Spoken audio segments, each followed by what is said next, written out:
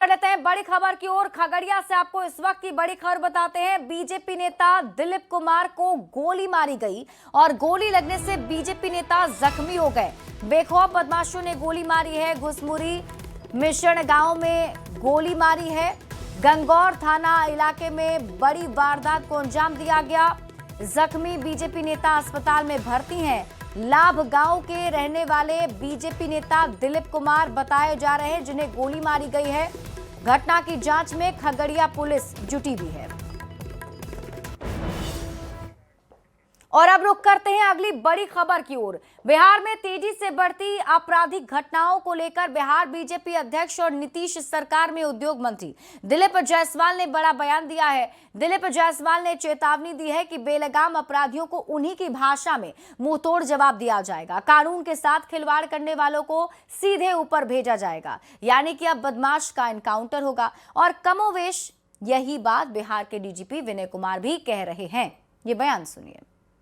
कानून का राज है और एक भी अपराधी बचने वाला नहीं, और एक एक अपराधी अब जो है चुन चुन कर या तो जेल जाएंगे, और अगर अवैध हथियार के साथ पुलिस के साथ या कानून के साथ खिलवाड़ करने का प्रयास करेंगे तो जैसा कि आपने सुना ही है कि उसको ऊपर भी जाने का मौका मिलेगा।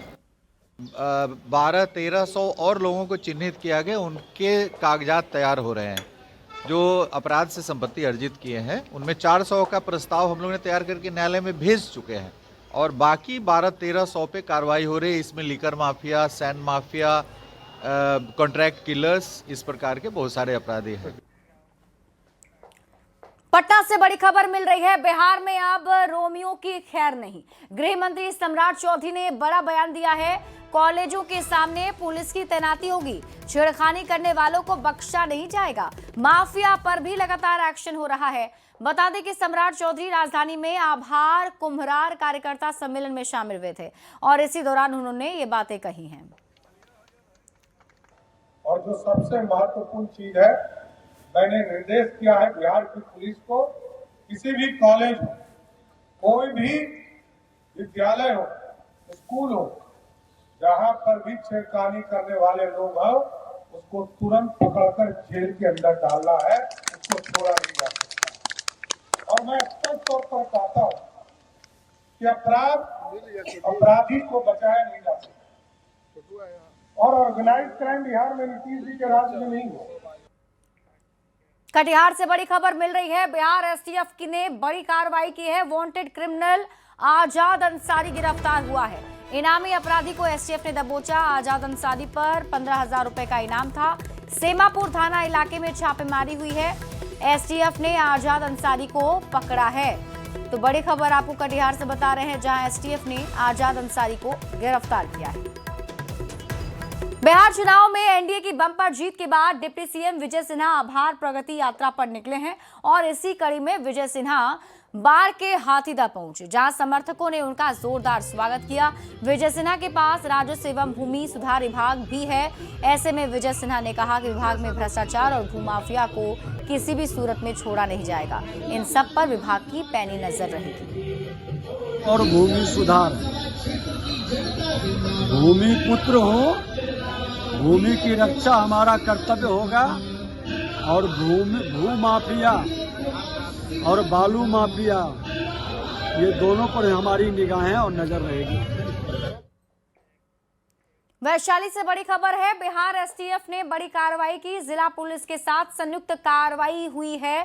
दीपक कुमार उर्फ डीडी सिंह गिरफ्तार किया गया है। अवैध हथियार के साथ छोटू गिरफ्तार हुआ है। महुआ थाना इलाके में बड़ी छापेमारी। पिस्टल, 2 जिंदा कारतूस, बाइक भी बरामद की गई है।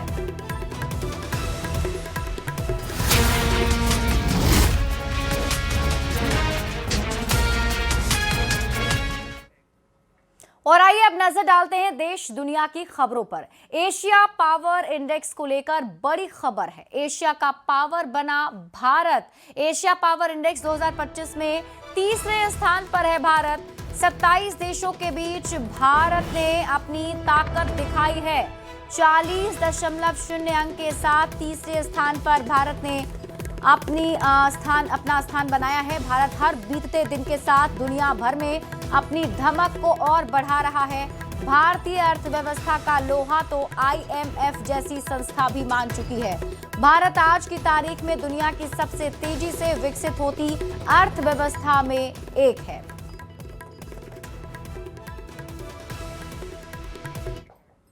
और अब खबर आपको गयाजी से बताते हैं, जहां एयरपोर्ट पर कंबोडिया से आई चार्टर्ड फ्लाइट के 150 यात्रियों में से 12 को इमिग्रेशन विभाग ने रोका है। इन यात्रियों में 5 बौद्ध भिक्षु और 7 महिला श्रद्धालु शामिल हैं, जो बोध गया घूमने आए थे। जांच में इन सभी के पास वीजा नहीं पाया गया, जिसके कारण उन्हें एयरपोर्ट से बाहर नहीं जाने दिया गया। अब इन 12 यात्रियों को थाईलैंड के रास्ते कंबोडिया भेजने की तैयारी की जा रही है। रूसी राष्ट्रपति व्लादिमीर पुतिन 4 दिसंबर को 2 दिवसीय भारत दौरे पर आएंगे। पुतिन की भारत यात्रा की तारीखें भी तय हो गई हैं। 4 और 5 दिसंबर को पुतिन भारत में रहेंगे। 2022 में यूक्रेन जंग शुरू होने के बाद रूसी राष्ट्रपति व्लादिमीर पुतिन की ये पहली भारत यात्रा है। पीएम मोदी के न्योते पर राष्ट्रपति पुतिन 23वें भारत रूस वार्षिक शिखर सम्मेलन में भाग लेने के लिए भारत की राजकीय यात्रा पर आ रहे हैं। भारत के विदेश मंत्रालय ने इसकी पुष्टि की है। बताया गया है कि यात्रा के दौरान राष्ट्रपति पुतिन और पीएम मोदी के बीच बैठक होगी। राष्ट्रपति द्रौपदी मुर्मू राष्ट्रपति पुतिन का स्वागत करेंगी। उनके सम्मान में भोज का आयोजन होगा। पुतिन की ये राजकीय यात्रा कई मायनों में खास होने वाली है। देश श्रीलंका में साइक्लोन दितवाह ने भीषण तबाही मचाई है। बाढ़ और लैंडस्लाइड से मरने वालों की तादाद बढ़कर 50 से ज्यादा हो गई है। अभी भी 20 से अधिक लोग लापता बताए जा रहे हैं। सरकार ने शुक्रवार को जरूरी सेवाओं से जुड़े लोगों के अलावा बाकी सभी के पब्लिक हॉलिडे घोषित किया है। डिजास्टर मैनेजमेंट सेंटर ने कहा कि पिछले 72 घंटों में करीब 45 से अधिक मौतें हुई हैं, क्योंकि खराब मौसम की वजह से द्वीप पर असर पड़ा है। भारी बारिश की वजह से चारों तरफ तबाही दिख रही है। इमरजेंसी की स्थिति को देखते हुए सरकार ने जरूरी सेवाओं से जुड़े लोगों के अलावा बाकी सभी के लिए पब्लिक हॉलिडे घोषित कर दिया है।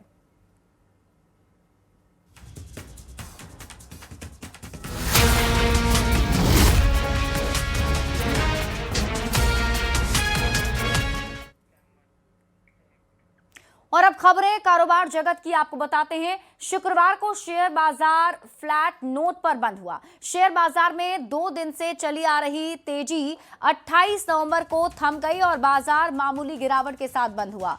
BSE सेंसेक्स 13.71 अंक की गिरावट के साथ 85,706 पर बंद हुआ।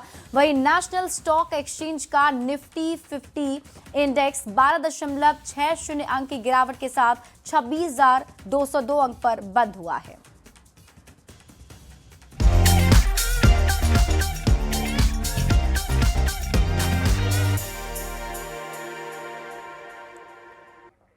और अब आपको मनोरंजन से जुड़ी खबर बताते हैं। देश के सबसे बेहतरीन कॉमेडियन में से कपिल शर्मा की फिल्म किस किस को प्यार करूं के सीक्वल में किस किस को प्यार करूं 2 का ट्रेलर रिलीज हो गया है। ट्रेलर दर्शकों को खूब पसंद आया। ट्रेलर से साफ है किस किस को प्यार करूं 2 में दर्शकों को बहुत सारी मस्ती और धमाल देखने को मिलेगा। किस किस को प्यार करूं 2 में इंडस्ट्री के बेहतरीन कलाकार नजर आने वाले हैं। और इसी के साथ इस बुलेटिन में अभी के लिए बस इतना ही। आप देखते रहिए न्यूज़ 18 बिहार झारखंड।